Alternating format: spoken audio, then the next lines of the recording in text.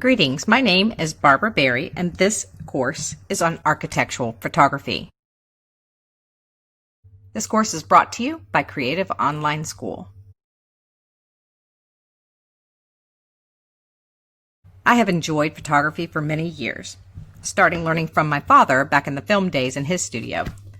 I learned a lot by shooting film, but it really became exciting to me once I switched to digital photography. Digital photography has opened so many doors. Editing is like an art, which can be confusing when you start out, but this course will provide some simple solutions. My first digital camera had a whopping 6 megapixels. It was a Canon D60 and I purchased it in 2002. It was Canon's third digital camera ever produced, and the maximum ISO was 1000, and it only had 3 autofocus points. Believe it or not, the quality was actually quite good, but obviously that technology has grown a great deal since then, and it continues to improve exponentially today. In this course, you will discover how to take your architectural photography to the next level by creating clean, compositionally correct images, and how to take an ordinary image into an extraordinary, professionally finished image, also known as the wow factor. You will learn camera settings and what equipment you need, and some optional equipment that you may want to consider. You will learn about high-quality gear as well as inexpensive options that are much more budget-friendly. From that foundation, you will learn how to photograph buildings not only during the day, but the best times of day for light and color. You will also gain an understanding of the obstacles that you're going to face during the day and solutions for them.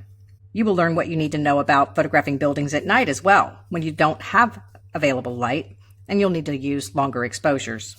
These techniques will allow you to achieve amazing results that often daytime images cannot. You will also learn about HDR photography. HDR stands for High Dynamic Range, and this technique can definitely provide that wow factor. You'll be taken through how you need to set your camera for those, and also how to process the images in post-production afterwards. In this course, you're also going to learn how to optimize Lightroom and Photoshop using creative and effective methods that will streamline your workflow. Editing can be overwhelming to some, but you will learn a step-by-step process that you will be able to repeat to achieve professional results time after time. And last but not least, you will be inspired by additional tips and tricks that the pros use for visually appealing results. These tips are a great checklist to take your work to the next level. By the end of this course, there is no doubt that you will be able to produce the same remarkable images you've seen from the pros and how it's done. So let's talk about what is architectural photography exactly. Architectural photography is a broad subject encompassing everything from modern architecture, like you see here, that can also include the interior of buildings, historical buildings,